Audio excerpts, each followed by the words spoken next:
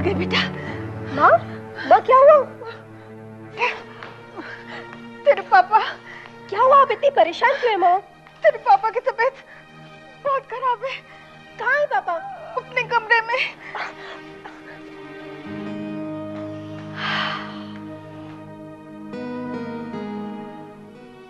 पापा,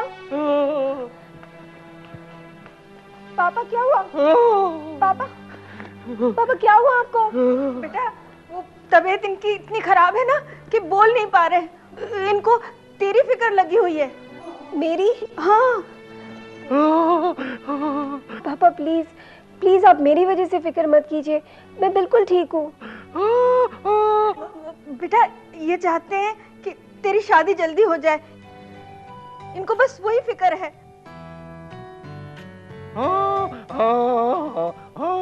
पापा पर मैं शादी नहीं करना चाहती। इनकी हालत तो देख कैसे होते जा रहे हैं। तू जिद कर रही है ना, इसी वजह से इनकी तबीयत खराब हो गई है। तू जिद करना छोड़ दे। पर मुझे शादी नहीं करनी। बेटा ये कह रहे हैं कि तेरे पसंद के लड़के के साथ ही शादी होगी।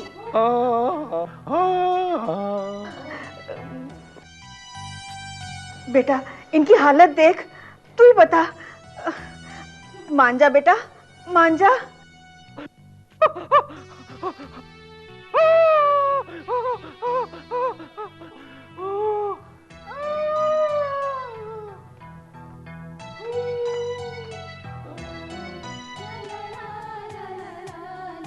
जिंगी चिके जिंगी चिके जिंगी चिकी जिंग, ये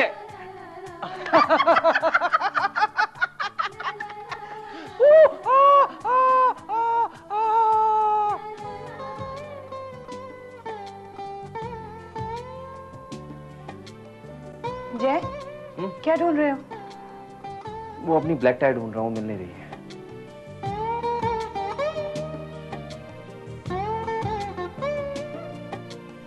ये लो, टाई, घड़ी, रुमाल, वॉलेट और मोबाइल। क्या देख रहे हो?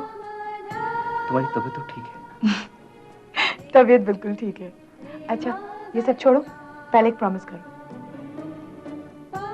कैसा प्रॉमिस? वो बाद में बताती हूँ, पहले प्रॉमिस तो करो। अच्छा बाबा लो, प्रॉमिस किया। बाय। आज तुम ऑफिस से जल्दी घर आओगे। क्यों, कोई डिनर पर आ रहा है? आज मैंने केतकी दीदी और विपुल भैया को डिनर पर बुलाया है। डिनर पर कोई खास बात? क्या खास बात? That's a surprise. तुम बस जल्दी घर आ जाना, ओके? मैं जाकर डिनर की तैयारियां करती हूँ।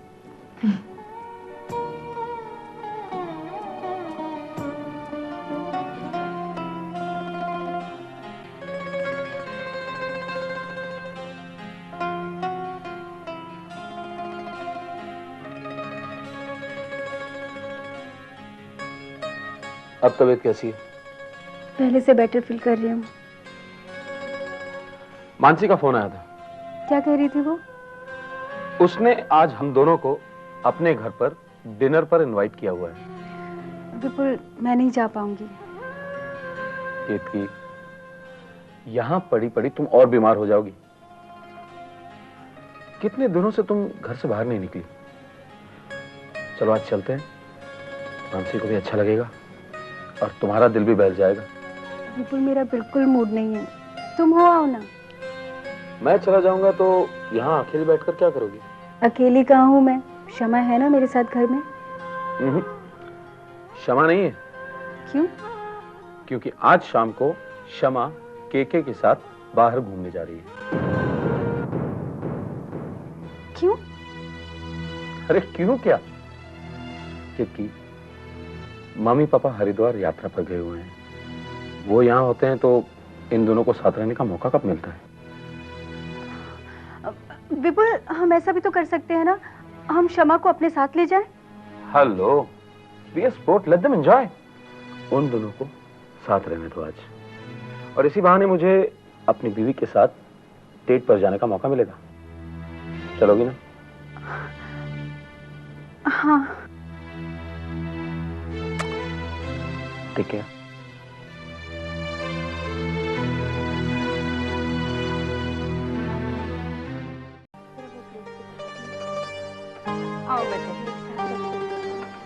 मजा आ गई खाना खाने में ना। हैवी हो गए।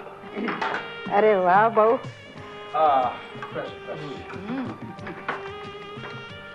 यार बेटा मेरी कुर्सी लाओ बेटे।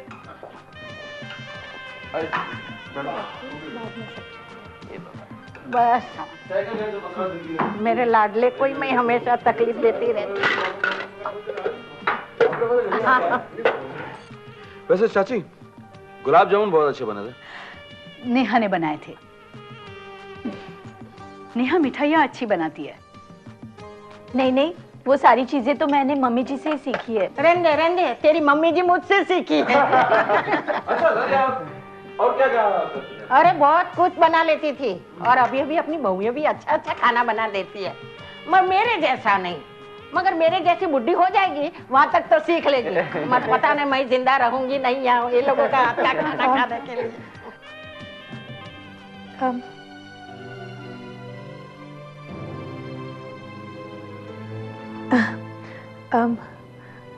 मम्मी जी, पापा जी,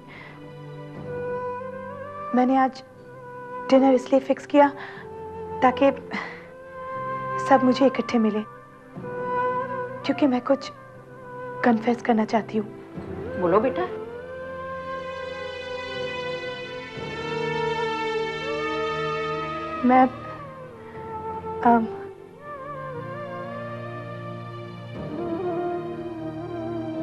मैं माफी मांगना चाहती हूँ क्योंकि आप लोगों ने मुझे जो प्यार मान दिया,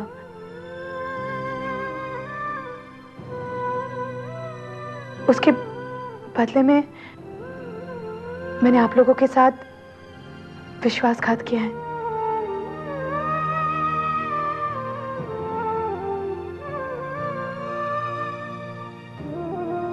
शादी से पहले मेरा एक अफेयर था।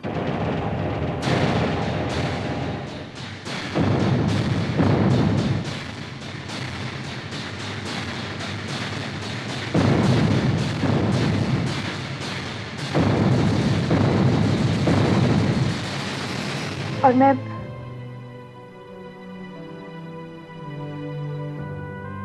मैं वो कर बैठी जो मुझे नहीं करना चाहिए था।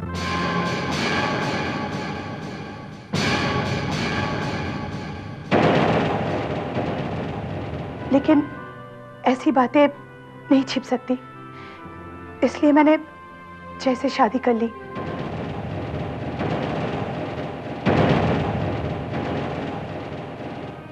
मेरे पेट में जो बच्चा है वो जय का नहीं है मम्मी जी।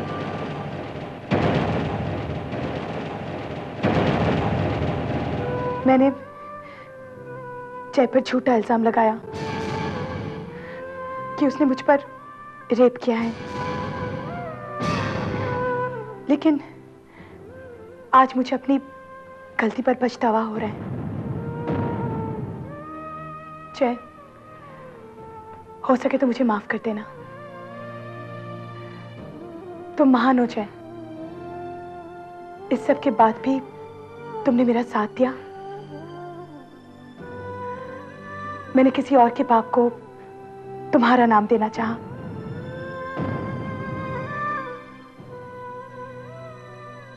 मुझसे बहुत बड़ी गलती होगी जय। आज मेरी वजह से तुम्हें सबके सामने शर्मिंदा होना पड़ रहा है। आई एम वेरी सॉरी जय। I am really sorry. बस मासी बस, बहुत जलील कर चुकी है मुझे।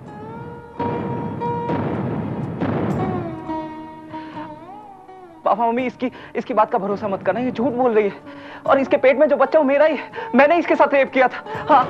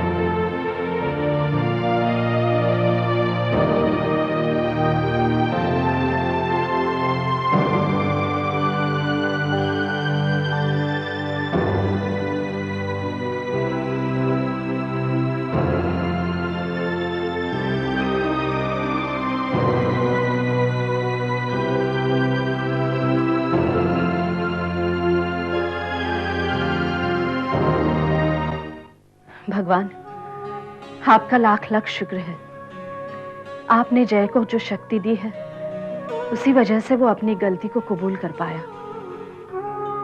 आपसे एक और विनती है, इस घर पर अब और दुखों की परछाई मत पड़ने देना और इस घर की खुशियों को यूं ही बरकरार रखना।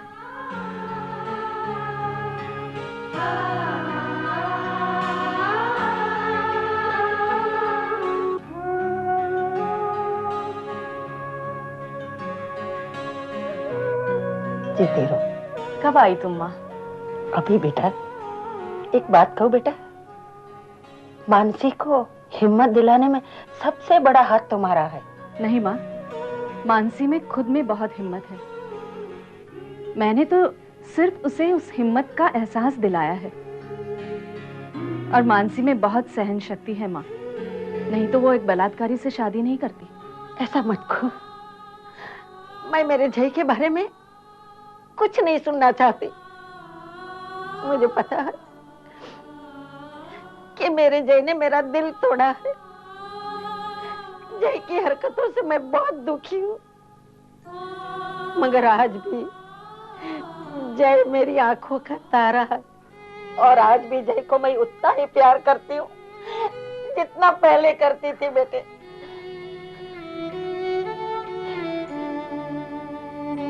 माँ, माँ, माँ, क्या हुआ माँ? कुछ नहीं बेटा, मुझे जरा सा चक्कर आ गया। कुछ दिनों से मेरी तबीयत ठीक नहीं रहती, मैं वीकनेस महसूस कर रही हूँ बेटे। नहीं माँ, अब आप बीमार नहीं पड़ोगी। बड़ी मुश्किल से इस घर का माहौल ठीक हो गया है। अगर आप बीमार हो गई ना, तो मानसी और जय तो टूट जाएंगे माँ। हमें उनका साथ देना है, उन्हें हमारी जरूरत है माँ। तो कैसी है बेटी?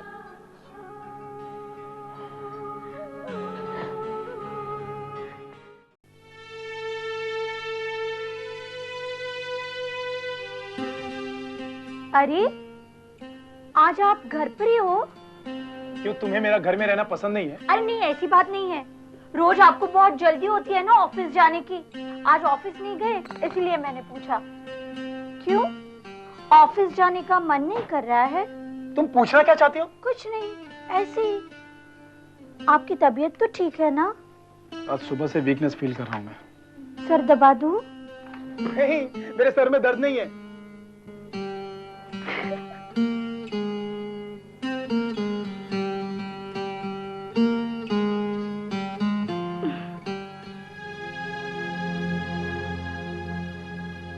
मैं ये कभी सोच नहीं सकती थी मानसी के साथ उस घर में इस तरीके का बिहेव किया जाएगा।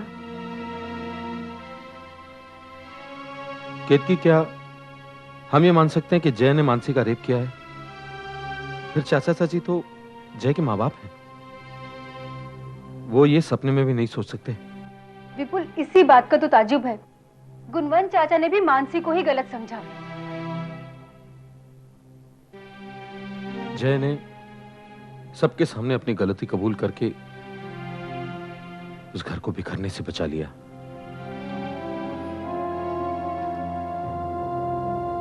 कई बार समझाया मैंने उसे, थोड़ी देर करती उसने।